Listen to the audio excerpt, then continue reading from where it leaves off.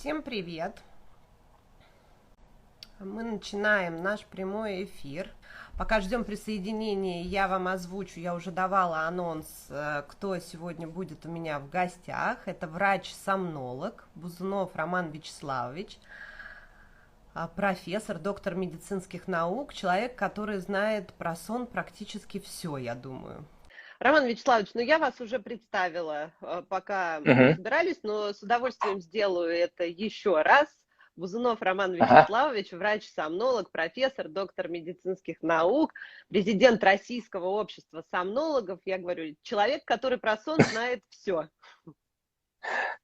Все не все. Знаете, как-то меня недавно спросили, что-то такой вопрос, знает ли сомнология про сон все. Я по этому поводу ответил, что в медицине от Гиппократа больше 2000 лет. А сомнологии, дай бог, лет 50-70, такой вот классической сомнологии, да. Поэтому мы вообще не можем ответить на вопрос, что такое сон до сих пор. Да? И, наверное, через пару тысяч лет я точно буду о сне знать все. Я бы так, наверное, сказал. Да. Это точно. Роман Вячеславович, мы с вами изначально сделали анонс, да, и основные вопросы, в принципе, которые мы хотели обсудить в процессе этого прямого эфира, мы их прописали. Я думаю, что логично, у меня, конечно, есть еще и дополнительные, я думаю, точно так же, как и у вас, от ваших подписчиков. В принципе, мы, если останется время, то мы готовы ответить и на вопросы, которые будут в чате во время прямого эфира. Но я думаю, что логично будет начать все-таки с азов. Для чего вообще нам нужен здоровый сон? Я последние несколько, наверное, уже месяцев, да, рассказываю очень интересную информацию, которую я услышал от нашего Ивана Николаевича Пигарева, наш физиолог известный, да, кстати, человек с мировым именем, вот реально, да, один из немногих, кто у нас, так если можно выразиться, ценится на мировом уровне, да. Так вот, последние исследования показывают, что мозг у нас никогда не спит. Как это ни странно звучит. Ведь еще древние греки говорили, у нас бог сна, бог смерти, это близнецы-братья, и вот человек, когда лежит, его вообще не отличишь от мертвого, вроде бы, что он как спит, да? Но оказалось, что нет. Более того, это подкреплено и такими совсем садистскими экспериментами. Вот когда, допустим, всяким там мышкам, крыскам не дают спать, и они помирают, нарушается терморегуляция, функция внутренних органов, и в конце концов эта мышка несчастная умирает, да? Так вот, меньше всего повреждений в мозге. Как это ни странно. Да, казалось бы, мы лишаем его сна, да? Просто те центры мозга, которые отвечают днем за взаимодействие с окружающей средой и адаптацию к внешнему миру, они начинают отвечать за настройку внутренних органов, за выведение токсинов, шлаков, за продукцию, за иммунитет. Это такая вот базовое восстановление физической работоспособности. А второе, мы еще огромное количество информации ночью перерабатываем и, соответственно, адаптируемся к внешней среде, что-то запоминаем, что-то откладываем в запас, что-то забываем. То есть вот две основных функции. Это фактически мозг работает и физически восстанавливает наше тело, и адаптируемся к внешней среде, потому что формируем долговременную память. И, кстати, отсюда тоже вполне понятно, почему, когда ребенок только родился, он так много спит. Вот, казалось бы, да, что ему спать-то? Да встал бы сразу, начал учить английский. Ест, спит и в туалет ходит, да, и какой смысл-то в этом? 16 часов ребенок спит, но вот он родился 3,5 килограмма, а ему нужно вырасти до 70 килограмм, если это мужчина, грубо говоря, в 20 раз увеличится масса тела. Это сколько нужно мозгу всего продумать, чтобы это все хорошо росло, развивалось гармонично. Да? А второе, за первые 6 лет жизни ребенок воспринимает 80% всей информации аудиовизуальной, которую он потом получит за всю свою жизнь. Это тоже какой объем информации нужно воспринять, проанализировать, и родившемуся ребенку 6 часов суммарно снятся сны. А взрослому всего 1,5-2 часа снятся сны. То есть вот какой мозг активно работает эти 16 часов. Дети вот веселее ночь проводят. Да, да, кстати, интересно, так как очень много снов снятся детям, да, меня недавно одна обеспокоенная мамаша, ну, маманька, мамулька, она жаловалась: ой, слушайте, у нас ребенок такой, он глаза открывает, он язык показывает, он что шевелит ручками, вдруг это эпилепсия. Говорю, слушайте, это нормальный REM-сон, когда нам сны снятся, да, то есть, знаете, там у нас возникает нейрохимический блок такой, когда мозгу снится сон, то тело обездвижено, ну, взрослый так и есть. А у детей, у животных он не очень развит, и часто там ребенок гримасничает, там слюни пускает, язык показывает, глазки открывает, то есть он как-то прорабатывает эту информацию всю. Родители беспокоятся, что же с ребенком, почему он не лежит так вот, не спит. То есть вот так вот. Вот за этим нам нужен сон. Сон нам необходим абсолютно, и я, в принципе, вот то, что касается, ну, со стороны моих пациентов с различными иммуноопосредованными заболеваниями, то, в принципе, много есть публикаций о том, что во время сна все абсолютно системы органов, они восстанавливаются, иммунная система не исключение, поэтому требуется более длительный сон во время болезней, именно для того, чтобы как можно быстрее организм мог восстановиться и побороть вирус. Но вот у меня вопрос по поводу пациентов, которых вот большинство среди моих подписчиков, да и не только среди моих подписчиков, а на сегодняшний день по данным Всемирной организации здравоохранения аллергопатология на 4-м месте среди всех неинфекционных заболеваний по значимости. И так 21 век ознаменован веком аллергии. Вот расскажите, пожалуйста, почему все-таки вот при аллергическом рините очень часто развиваются такие проблемы во время сна, это храп и апноэ? Насколько это опасно и когда вообще стоит бежать уже к врачу? Действительно, вот то, чем вы занимаетесь, аллергический ринит, чрезвычайно, ну, может быть, не то, что сама по себе опасная, но нехорошая ситуация, потому что аллергия, а туда еще достаточно часто вторичные инфекции потом садятся, да, это приводит к аденоидам и к увеличению миндалин. Ну, прежде всего, сначала аденоиды, и ребенок начинает плохо дышать носом. И мало того, что просто слизистая отечная, сами аденоиды, да, и нарушается носовое дыхание, ребенок переходит на ротовое дыхание, а у нас подсыхает тогда лизоцим, то есть сухость во рту, да, а лизоцим работает во влажной, теплой среде. То есть такой хороший дезинфектант, ну и только убивает массу бактерий, да. То есть что еще? Когда ребенок переходит на ротовое дыхание, то есть часто вторичные инфекции, а это уже гипертрофия миндалин. А миндалины и аденоиды, они приводят к тому, что дыхательные пути могут суживаться.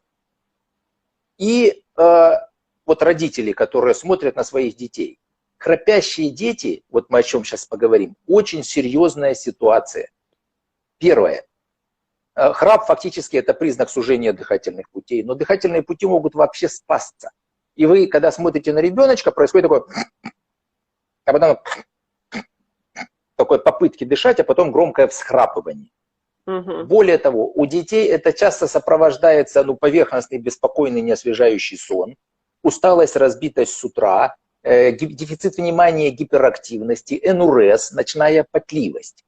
Но вспомним, что сон чрезвычайно важен ребенку для физического и психического развития. А если у нас прерывается дыхание тем, что спались дыхательные пути, в конце концов падает насыщение крови кислородом, это приводит к тому, что мозг просыпается, видит, что дыхательные пути спались, подает команду им открыться, ребенок всхрапывает, но как только мозг надышался, насытился кислородом и заснул, и потерял опять контроль за тонусом глотки, она опять сузилась и спалась. И вот таких эпизодов бывает 100, 200, 300 за ночь. Ужас. А теперь представьте себе, что 300 раз в мозг ребеночка кто-то постучался и сказал «подыши». Мы от чего отвлекли его мозг? От того, что он занимается строительством физического тела и формирует, соответственно, память, адаптацию, долговременную адаптацию к внешней среде. Первая огромная проблема, что эти дети плохо усваивают информацию, дефицит внимания и гиперактивности, и 25% клинически выраженного дефицита внимания и гиперактивности – это апноэ сна. А там еще беда заключается в том, что ребенку начинают давать успокаивающие препараты, которые еще более усугубляют сон, ну то есть усиливают сон, мозг еще глубже засыпает, и еще тяжелее ситуация возникает с апноэ сна. И у человека не формируется долговременная память. Но тут возникает и некая толерантность родителей, ну устойчивость. Вот, а давайте мы удалим аденоиды, ну врач говорит. Да? А родители, как же, мы родного ребеночка под нож отдадим. Да? Но этот ребеночек, он потеряет школу. Может быть, конечно, потом эти аденоиды уменьшатся, но он просто вырастет умственно ограниченным человеком. Он не сможет усвоить всю ту информацию, которую он мог бы усвоить, если он хорошо спал. Это тоже достаточно известная, доказанная ситуация, что дети с храпом психически они отстают от развития детей без храпа.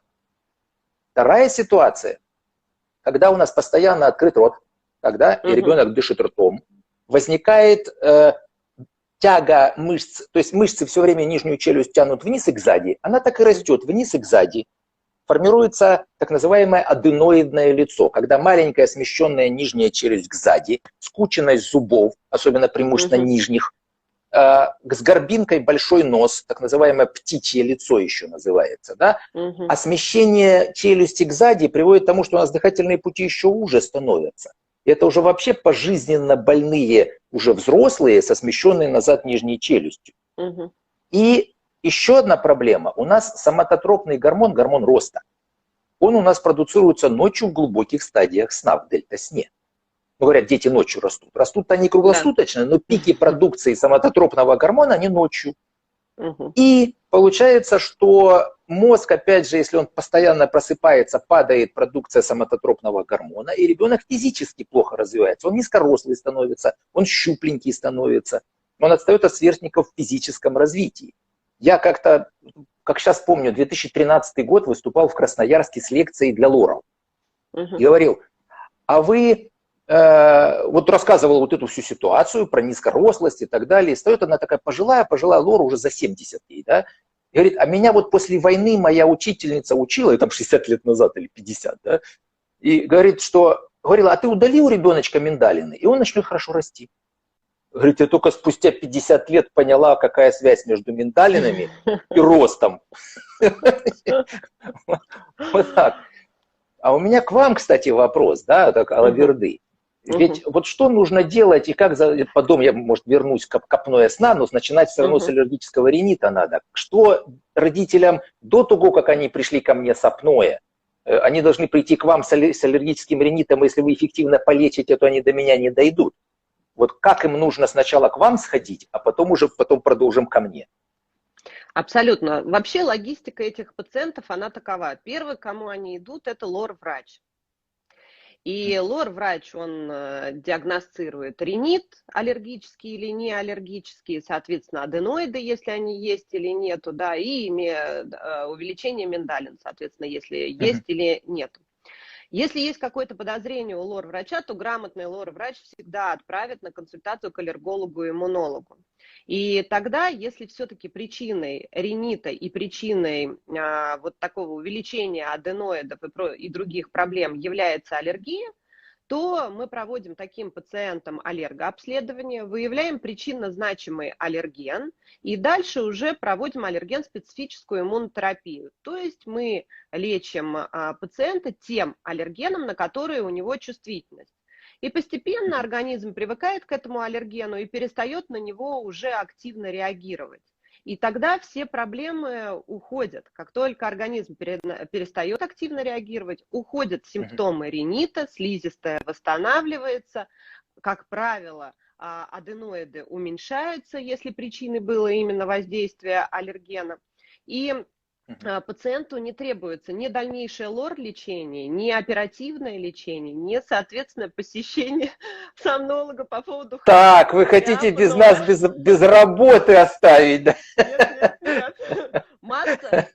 С детьми как бы это еще одно, но у меня, например, есть масса взрослых, и я вот уже в чате видела то, что просят сохранить эфир, потому что муж храпит, и что с этим делать, и как с этим бороться, и в какой момент надо вообще на это обратить внимание. А у меня еще вопрос. Вот смотрите, это специфическая аллергопрофилактика или аллерголечение, да? А что касается, вот еще большая огромная проблема, это назначение антигистаминных первого поколения. Ну там супрастин, тавигил, это же тоже кошмар. Я со своей стороны просто объясню. Они вот антигистаминные препараты. Они вроде там поборолись с гистамином и замечательно. Но гистамин нам чрезвычайно важен для формирования мозга, памяти, концентрации внимания, обучения. И если этот препарат проник в мозг и убрал там гистамин, ну или подавил его действие, то ребенок плохо учится, опять же. И парадокс, я как-то читал английское исследование, что дети с аллергическим ринитом, они немножко хуже учатся, чем здоровые дети. Но дети с аллергическим ринитом, которых хронически лечили препаратами первого поколения, они учатся еще хуже, чем просто дети с аллергическим ринитом. То есть вот по этой части какая у вас тактика? По этой части грамотный аллерголог никогда не назначит антигистаминные первого поколения при аллергическом рините. И уже это действительно, это прошлый век, когда не было еще второго поколения, было только действительно тавигил, супрастин и прочее, любые аллергические заболевания лечили антигистаминами первого поколения. Они действительно проникают через гематоэнцефалический барьер, и вот все побочные эффекты, которые только можно, сонливость, спутанность, сложность в обучении, в вождении автомобилей и прочее, и прочее, и прочее. И масса исследований сейчас уже выпущены и доказаны это многолетним опытом. Все эти побочные эффекты отсутствуют у антигистаминных второго поколения. Именно поэтому аллерголог всегда назначит второе поколение для лечения аллергического ринита, потому что они не проникают через гематоэнцефалический барьер, поэтому не блокируют гистаминовые рецепторы головного мозга и не обладают сонливостью и прочими побочными эффектами. А с первым поколением, вот, пожалуйста, вы расскажите вообще вот нашим подписчикам, какие ужасы могут быть, потому что я, в принципе, писала про антигистаминные первого поколения, но мне бы вот хотелось именно вот от вас услышать. Ну, смотрите, первое, что, как я сказал, просто мозг хуже обучается, да, банально, потому что еще они длительного действия. То есть даже некоторые родители говорят, так это же хорошо, даже мы дадим же препаратик, ребенок же лучше поспит, у него там ринит, он просыпается, он жалуется, что у него заложен, а так он заснул и вроде как хорошо спит. Да, мозг поспит, ему просто будет наплевать, там, дышит человек нормально, не дышит человек нормально. А более того, как я сказал, они длительного действия, и все их действие еще переходит на день. И как раз, когда ребенок должен пойти в школу, первую половину дня он вообще никакой. Этот ребенок, он не может нормально усваивать информацию. Это первая большая проблема. А вторая большая проблема, что так как потенцируют, усиливают эффект снотворный препараты первого поколения, они ведь углубляют сон. Но, а вспомните, что у нас аллергический ринит – это причина миндалин и аденоидов, которые, в свою очередь, вызывают апноэ сна. То есть это сотни остановок дыхания за ночь, связанных с падением дыхательных путей, когда мозг заснул. А теперь представьте себе, мы даем препарат первого поколения, они не учли, что у ребенка апноэ сна, остановки дыхания. Мозг засыпает глубже, и ему вообще наплевать, дышит человек или не дышит человек. И утяжеляется апноэ сна при назначении антигистаминных первого поколения. А это уже начинается риск внезапной смерти во сне, утяжеление всех тех патологических процессов, гипоксии мозга и так далее. То есть это, ну, вообще, если вы почитаете антигистаминные, там написано, что апноэ сна противопоказание. Да? Но кто у нас задумывается, что у детей может быть апноэ сна? Вот проблема, да, что даже те же там лоры, да, и некоторые, увы, аллергологи, не такие грамотные, как вы, читаешь назначение, да, ко мне там дети с апноэ, то есть категорически нежелательно назначать пациентам, тем более, когда ребенок храпит и у него какое-то подозрение уже на апноэ сна, антигистаминные первого поколения. Мало того, что учиться плохо будет, так еще и апноэ сна утяжелится со всеми возможными рисками. И в этом смысле второе поколение, да, ну, международные названия, те же там дезлоратадин какой-нибудь и так далее, да, они не проникают в мозг, они не обладают снотворным эффектом, они не мешают ребенку учиться. То есть в этом смысле они гораздо более эффективны и могут применяться для долгосрочного применения. А вот еще такой вопросик. А как вы к топическим кортикостероидам относитесь? Потому что там до 2 лет вообще же фактически только антигистаминами, если что, можно лечить. А Ну вот с 2 нет, уже кортикостероиды. Или можно но там и пораньше топические назначать? конечно, можно назначать раньше.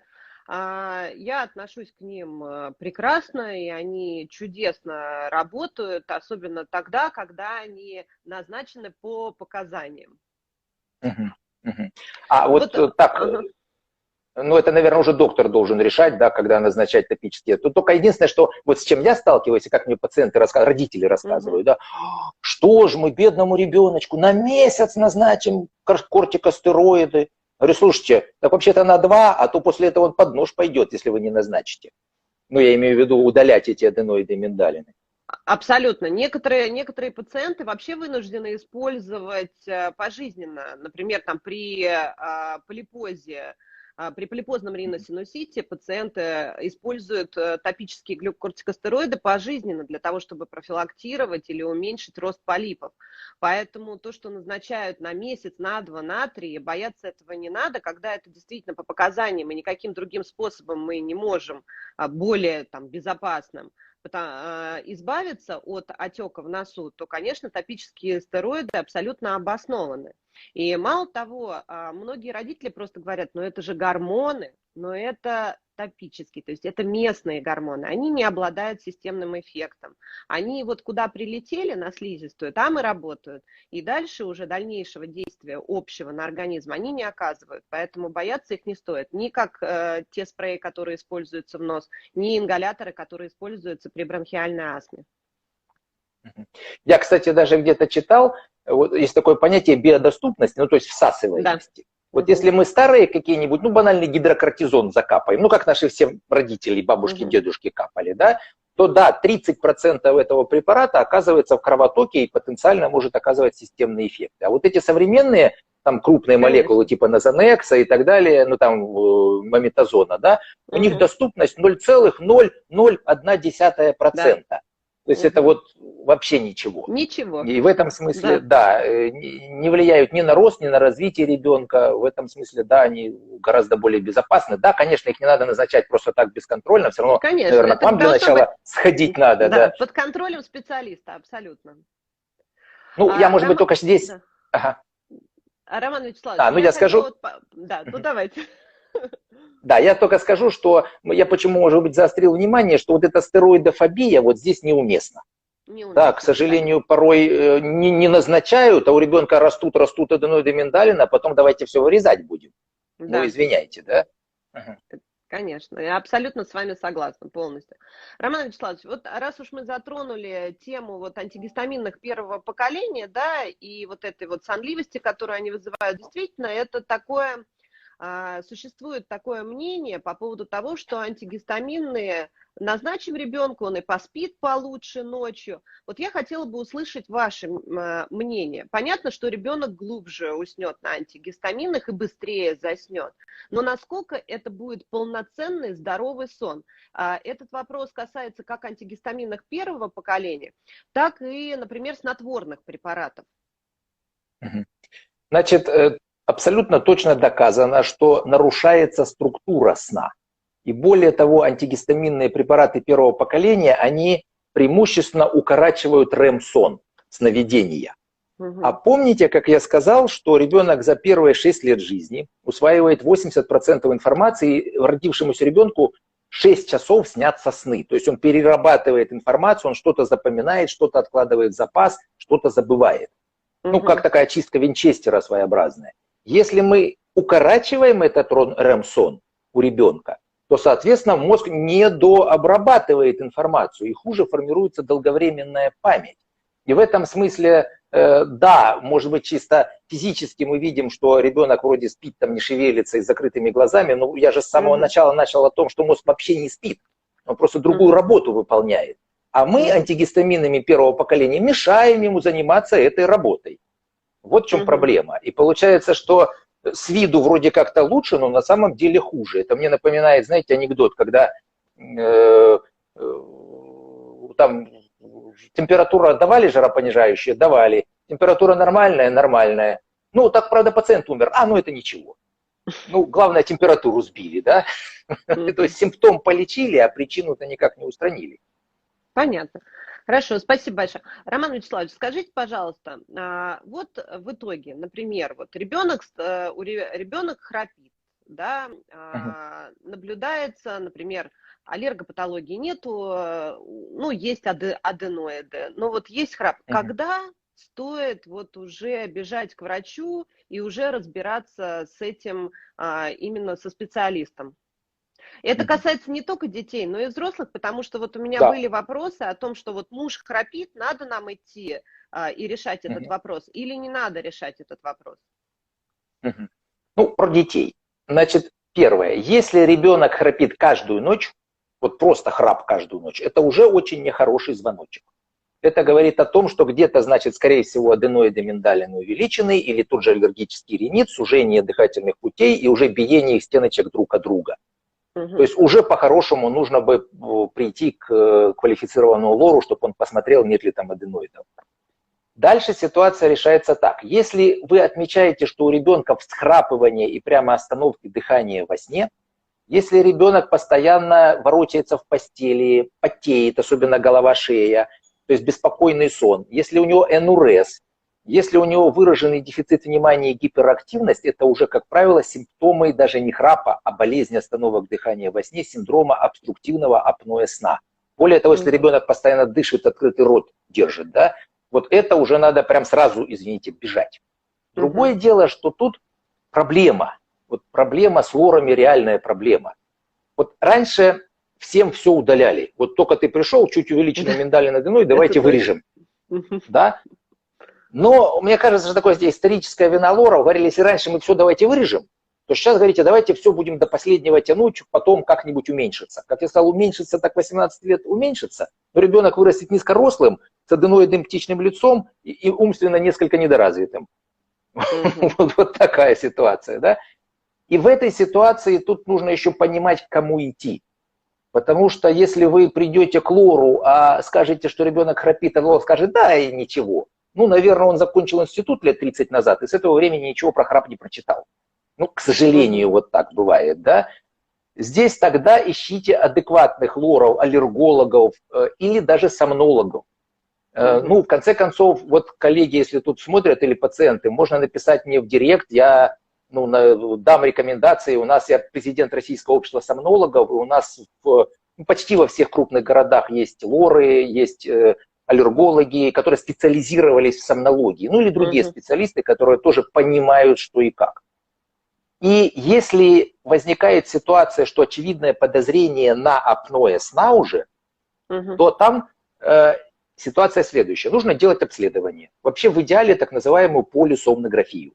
Когда на ребенка одеваются датчики, которые смотрят дыхание, насыщение крови кислородом, структуру сна, тонус мышц, там, двигательную активность, ЭКГ тоже регистрируется. То есть мы смотрим показатели работы организма ночью. И если мы видим много остановок, но здесь ситуация такая. Если больше 15 остановок в час, это тяжелая степень у детей. И если есть гипертрофия аденоидового миндалина, это абсолютное показание к хирургической коррекции вне зависимости от возраста. Вот я как-то читал статистику одного просто английского госпиталя. 1600 детей. Это такой county hospital, это вот просто наш районный госпиталь. Да? 1600 детей, прооперированных аденоиды миндалины. Из них 990 были направлены на операцию в связи с храпом и апноэ. 60%. Да? А когда у нас спрашиваешь, скольких детей вы проконсультировали или хирургически полечили с апноэ, да, с тяжелой степенью, обычно 0. А потом мы думаем, откуда дефицит внимания, откуда гиперактивность, откуда дети, которые плохо учатся. Да? И в этой ситуации, если 15 и выше, вот все мировые консенсусы говорят, что не надо там ждать, потому что уже ждать бесполезно, уже все выросло, уже все закупорило, нужно только удалять. Если от 5 до 15 остановок в час, вот там еще есть терапевтический зазор. То есть это ваша задача там решать вопрос, какие аллергию полечить, курсом серьезным топические кортикостероиды назначить. Если мы опустились, по крайней мере, там до легкой степени неосложненного храпа, Там можно просто наблюдать, вести ребенка, но, может быть, он постепенно перерастет, но это не будет отрицательно сказываться там, на его развитии или умственных способностях. Если не удалось снизить ниже там, 5 остановок в час, это все равно хирургическое лечение. То есть наша задача, мы просто лучше понимаем, что происходит с ребенком ночью, какие последствия могут у него быть днем, ну и логично объясняем это лечащим докторам, лорам, аллергологам и родителям. Потому что и родители ведь тоже толерантны. Да не дай бог, не дадим нашего ребеночка удалять миндалин и будем его до 18 лет лечить терапевтически. Да? Ну, хотя, с другой стороны, тоже есть и обратная ситуация. Давайте там вырежем. А если не осложненный храп, можно не вырезать. Можно действительно вам полечить терапевтически, и все будет, ребеночек выздоровеет. Конечно. Я поэтому всегда спрашиваю, храпит ребенок, не храпит. Если с храпом все понятно, это громко, это слышно и все. Вот с апноэ сна, вот как определить апноэ сна у ребенка и у взрослого? Я просто уже даже вижу в чате эти вопросы были у меня в комментариях. Как определить? Вот ребенок спит, вот он храпит. Как или взрослый Понаблюдать. Особенно, ну сейчас давайте про детей закончим и перейдем к взрослым. Давайте. Ребенок, еще разок, это такие попытки дышать, прямо грудная клетка, видно, как она ходит вот туда-сюда, в таких попытках дышать. Да, ребенок, как правило, мокрый лежит. Потому что мышцы активно работают, ребенок пытается дышать. Он постоянно ворочается в кровати. Всхрапывает тоже. Дети еще как всхрапывают. Да, вот всхрапывание очень специфический признак, что дыхательные пути закрылись, потом открылись. Ну или уж вообще классический ребенок лежит и просто банально не может дышать. Такой, да? Вот такое увидели, сразу в охапку, извините, к доктору. Ну плюс еще дефицит внимания, гиперактивность, задержка физического развития и НРС. То есть вот классическая картина детского апноэ. Но эти дети вырастают, да, у взрослых немножко по-другому. Значит, что касается,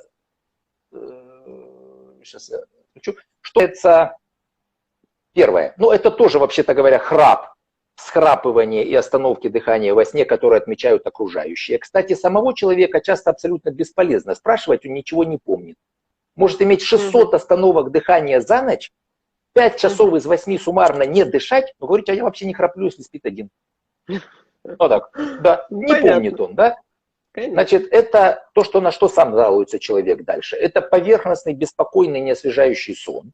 Это пробуждение часто с ощущением нехватки воздуха или удушья. Это учащенное ночное мочеиспускание 3, 4, 5 раз за ночь практически полным мочевым пузырем. Ну, у взрослых все-таки НРС меньше встречается, да?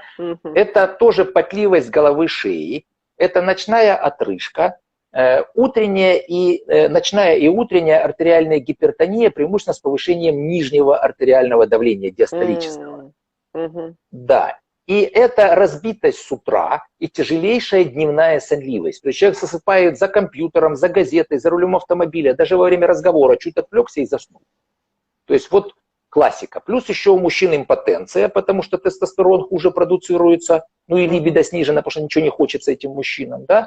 И еще прогрессирующее ожирение, ну, потому что там нарушаются обменные процессы. Помните, мозг отвечает за работу организма ночью, в частности, за улучшение обменных процессов. Они страдают, и человек дальше начинает набирать вес неконтролируемого. А это еще дальше утяжеляет апноэ. Вот это классическая картина апноэ сна у взрослых.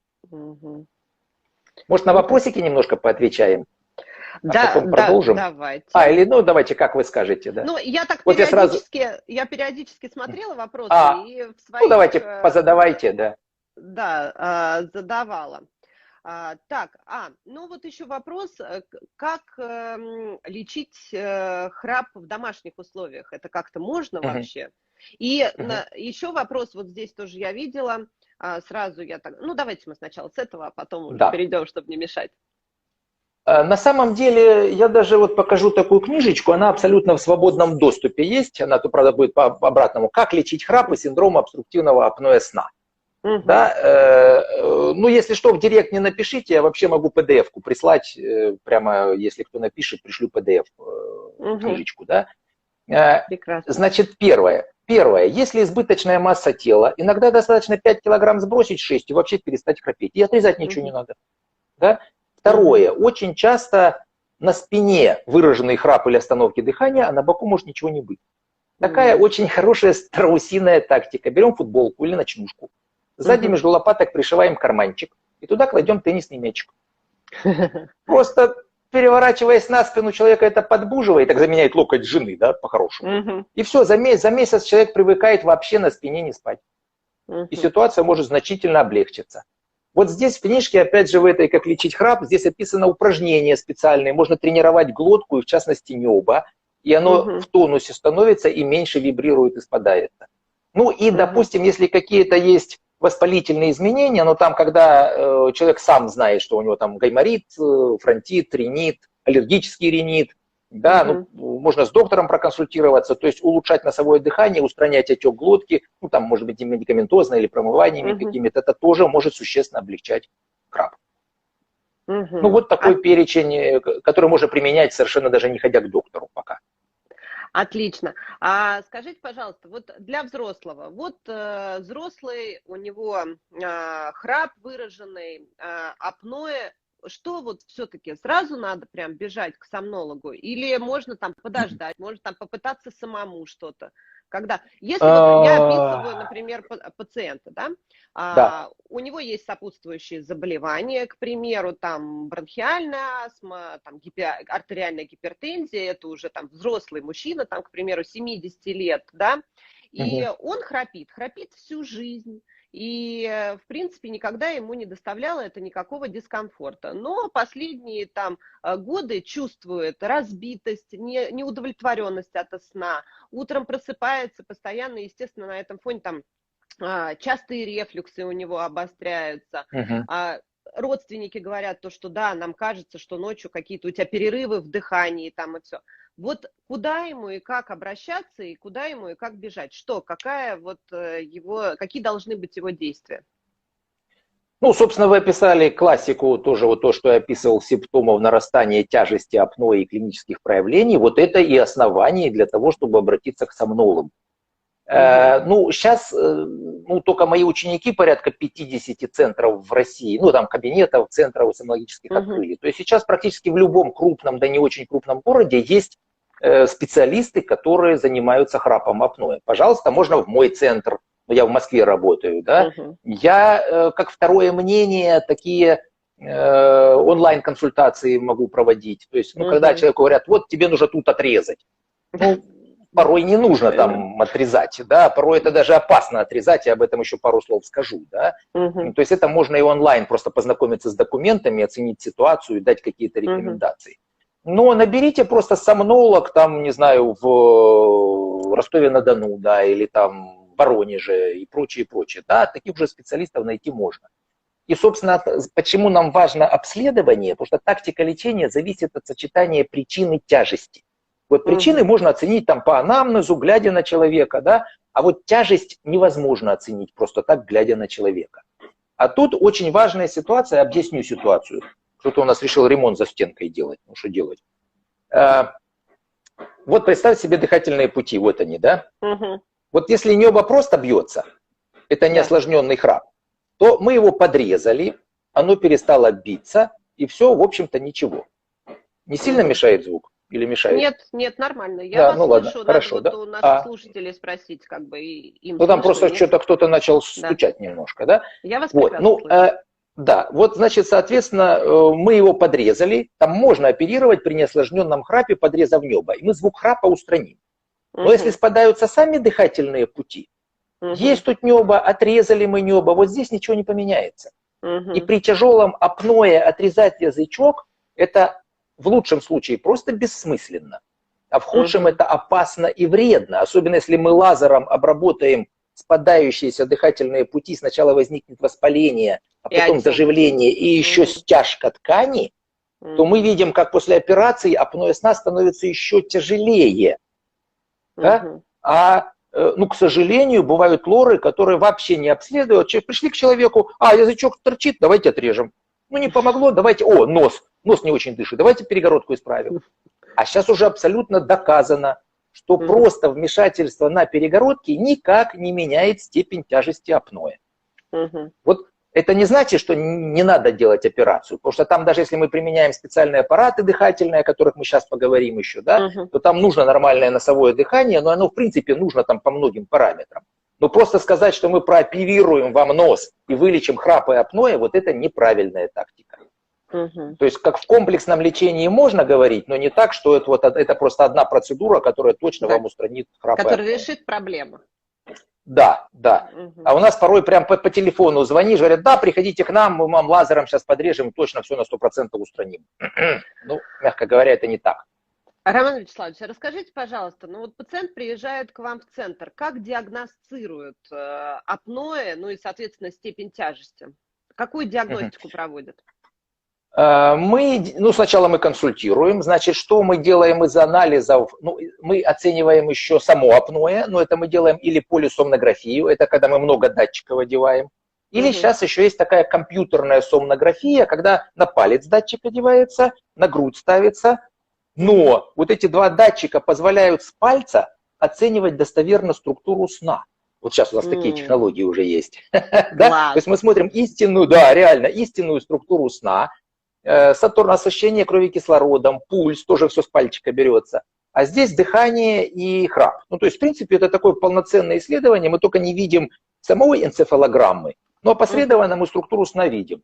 То есть это или полисомнография, или компьютерная сомнография. Человек спит или у нас ночь, или мы дома это все делаем. То есть там приезжает человек, или выдаем человеку приборчик на дом, домой он спит. Да, вот этот, если простенький, но он не простенький. Можно дома. Да. Я просто раньше слышала, что только вот в специализированных учреждениях, а сейчас даже дома можно это провести, такую диагностику.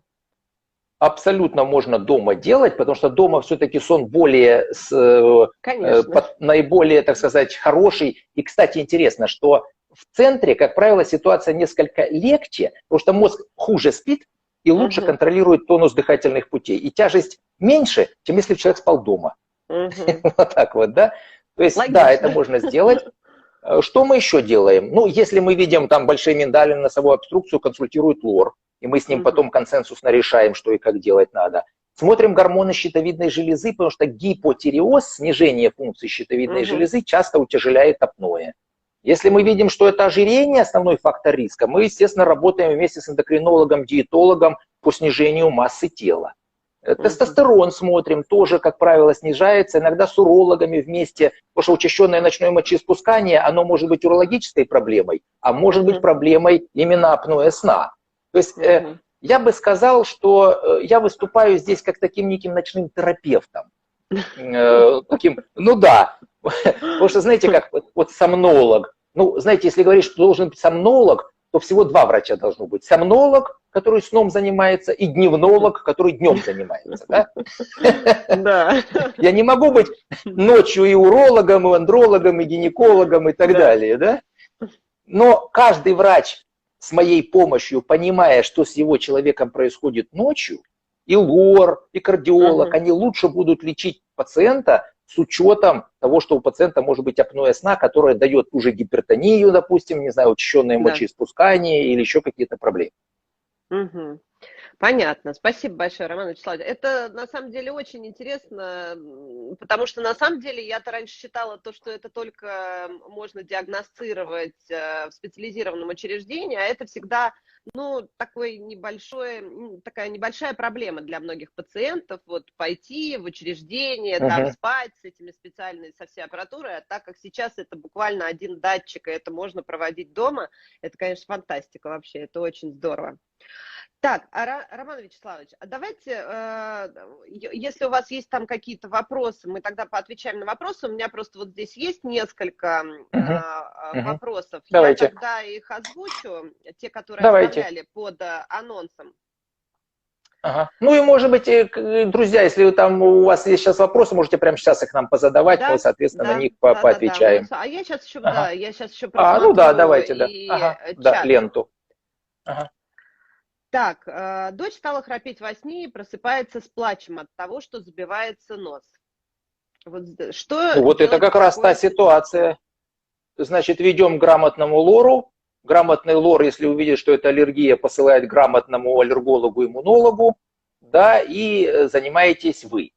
Если все-таки не просто там храпа, остановки дыхания во сне прям видите, да, или лор видит явные анатомические дефекты, да, но тогда уже нужно решать вопрос об обследовании. Но тут ситуация, смотрите как.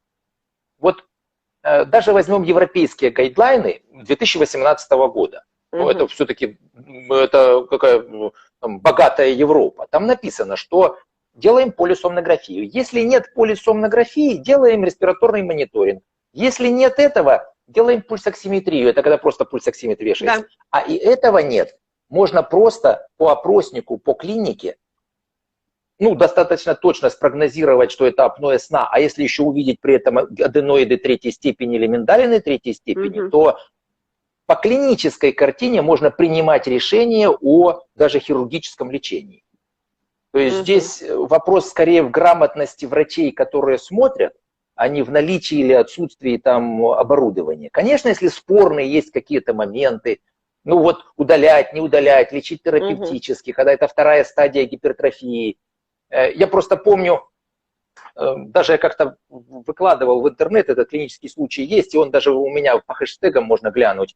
Ребеночек из Калининграда, которого смотрели, у него гипертрофия первой степени миндалин. У него не очень там что-то как-то, лоры говорили, ничего не надо оперировать. Но когда сделали полисомнографию, увидели 144 остановки дыхания в час. В час. 144 остановки. Я помню, мне кажется, это как раз вот этого ребеночка вы докладывали тогда в рамках своей презентации в Екатеринбурге. Да, меня тогда лекция ваша просто, она настолько покорила, что я прям с открытым ртом сидела, слушала и была просто в шоке от такого, что такое может быть. Что...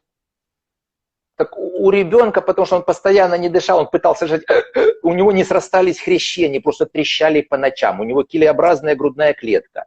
Он в 3,5 года перестал говорить практически и начал худеть.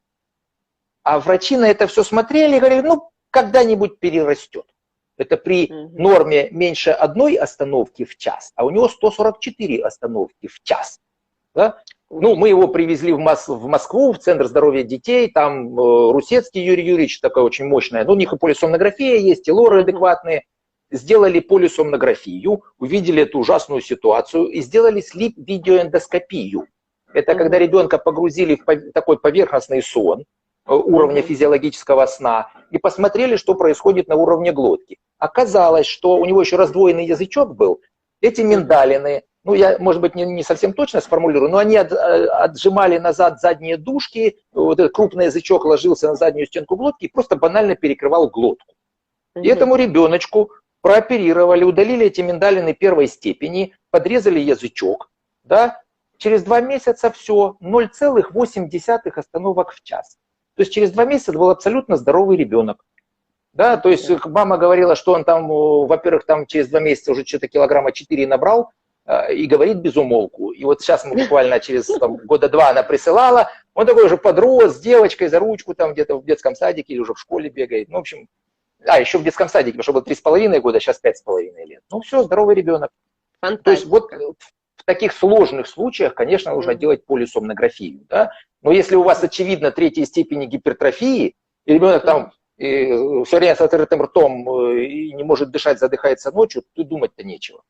Ну, тут, да, тут, как правило, и лоры сразу рекомендуют, что надо удалять там либо миндалины, либо аденоиды, либо и то, и другое. И здесь, конечно, а вот, конечно, более сложные случаи, как вот как раз вот здесь тоже вопрос. Каких надо пройти врачей, чтобы выявить, что у меня храп и апноэ? Была у лор-врача, ничего не нашла. Кто может помочь? Аллергия только май-апрель, поэтому потом насморка нету, а храп очень сильный. То есть, ну вот здесь, конечно, понятно, что лор и аллерголог вообще не помощники, что надо идти к вам. Да. Дело в том, что особенно у взрослых может же быть не одна причина. Тот же выросший ребенок, у которого смещенная назад нижняя челюсть, ретромикрогнатия, маленькая смещенная нижняя челюсть, это может быть причиной апноэ. Потом человек еще набрал вес, это может быть причиной апноэ.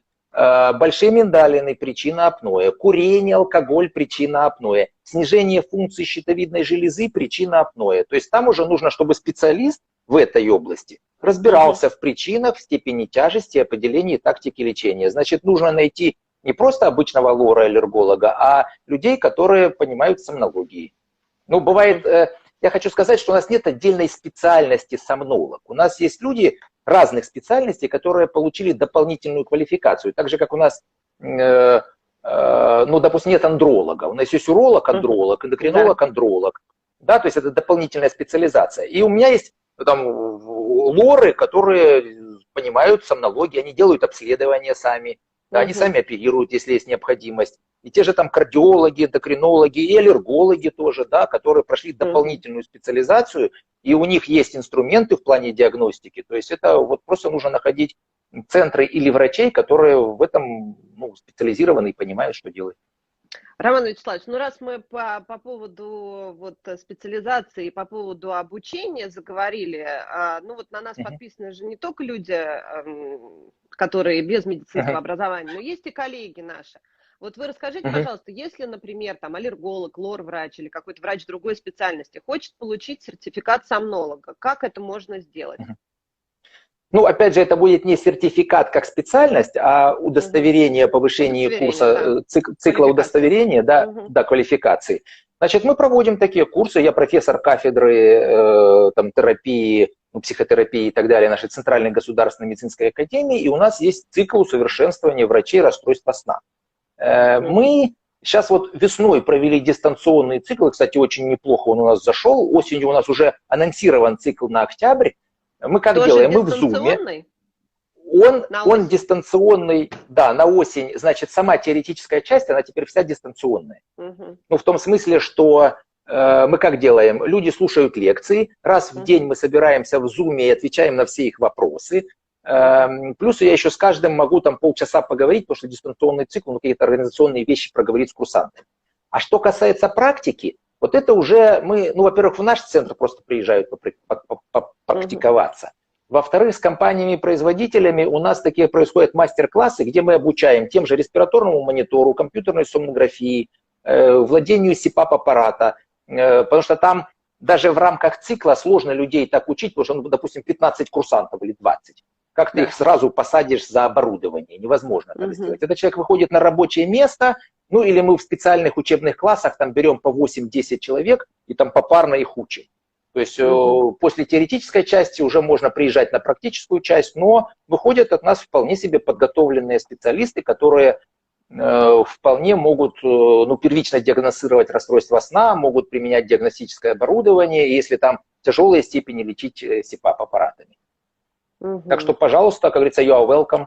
Опять же, напишите мне в директ, я скину ссылочку на мой сайт Buzunov.ru, там уже информация о следующем цикле, она выложена с датами и так далее. Очень интересно. Даже мне интересно, жалко. Пожалуйста. Но я прям задумаюсь на самом деле. Потому что это очень интересно просто. Так, значит, почему насморк появляется только под утро, в 5-6 часов? Ну, здесь я позволю...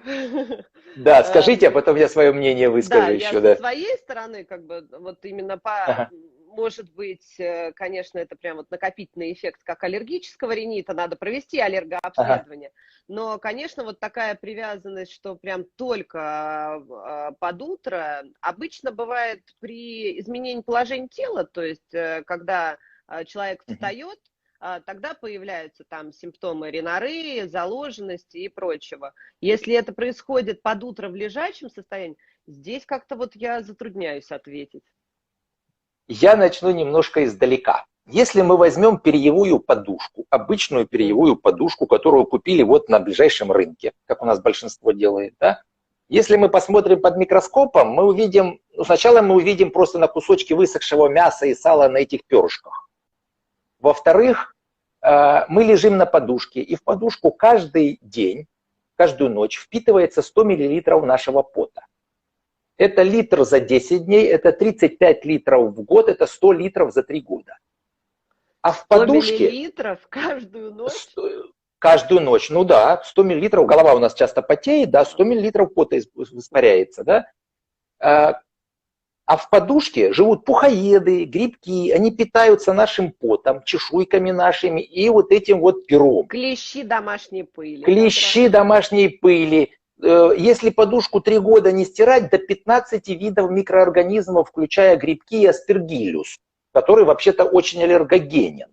Угу. И представьте себе, человек лежит в этом всем, ни разу не постирал подушку за 3 года.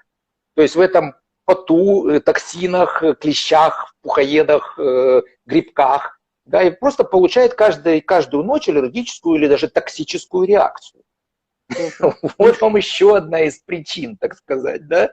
Но это уже ближе к гигиене сна. Тут возникает вопрос, нет, это-то понятно, это мы как бы всегда, естественно, когда к нам приходят пациенты, у которых круглогодичная заложенность носа, которая усиливается именно там в ночное время или утренние часы, это мы обязательно назначаем, конечно, аллергообследование. А здесь, я так понимаю, беспокоит чих, как написала пациентка, и исключительно в утреннее время. Ну, понимаете, может быть, просто к утру уже как-то срабатывает. Это же, во-первых, если аллергия, она быстро, а если токсическая влияет. Ну да, в общем, это вам все равно нужно, к вам, а не ко мне. Да-да-да. Ну, а если сильно храпит, ну тогда ко мне уже мы исключим апноэ, а дальше уже лечить аллергию. Теперь мы уже знаем, куда надо направлять скрабом апноэ. Роман Вячеславович, у нас осталось буквально по 1,5 минуты. Ну, заканчиваем уже, да. Да. Вопросы здесь, конечно, я, в принципе, вот просматриваю.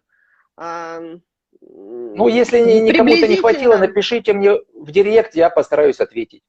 Да, в директ да. или, Роман в принципе, Бузунов можно, Роман. Да, и под эфир я обязательно сохраню, и ну, да. вы тоже сможете его разместить у себя на странице, поэтому эфир будет выложен и у меня на странице, и на странице у Романа Вячеславовича, поэтому даже если мы на какие-то вопросы не успели ответить, то с удовольствием на них ответим после эфира в комментариях.